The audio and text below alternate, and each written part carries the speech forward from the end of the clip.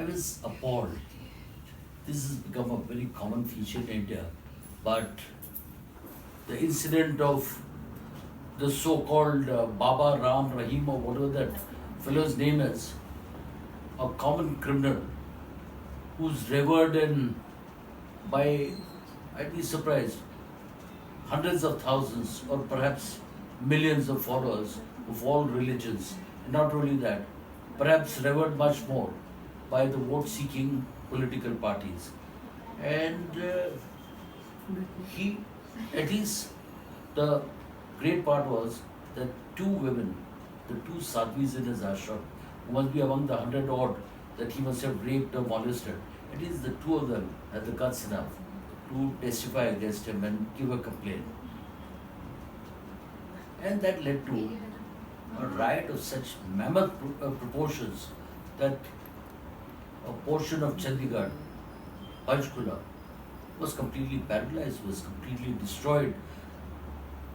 It was completely ransacked, and the police just stood watching the fun.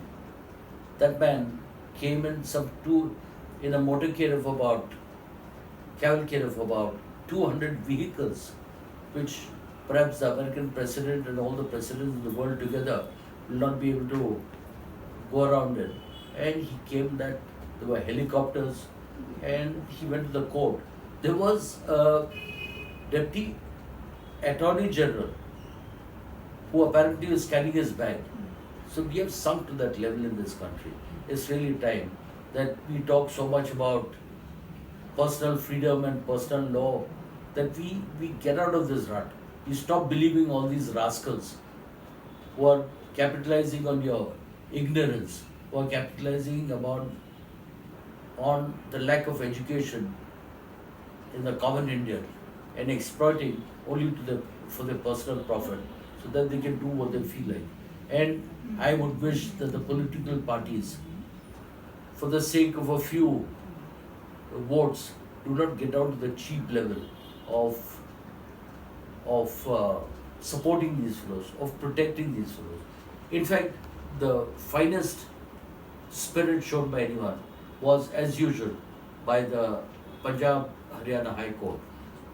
Time and again, the higher judiciary has come to the rescue of the common man who has been forsaken by the political parties of the government. The High Court of Judicature, had the guts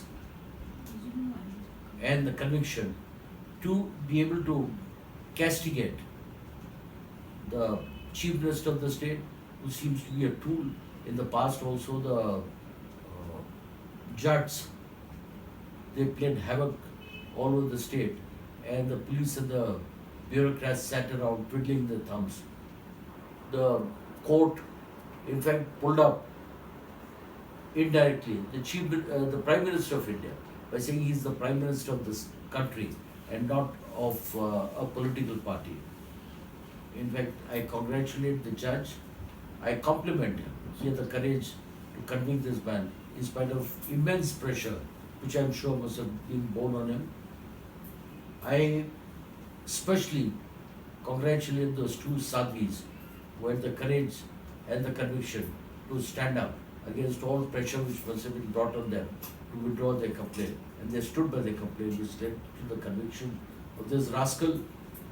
I congratulate the Haryana High Court, which has come down so heavily on the police and the administration, so much so that now they've had to seal off that fellow's ashram and take stringent action against the bureaucrats who did not act in time, who allowed the city to be held to ransom, who allowed innocent persons to suffer, who allowed public property to burn, only for the sake of placating their political masters. I really think it's time we stopped all this nonsense in this country. We have been seeing too much of it, too many Babas and too many so-called religious leaders of sects. We must get rid of them, come out of this, come into the 21st century and act like educated, civilized human beings. Thank you.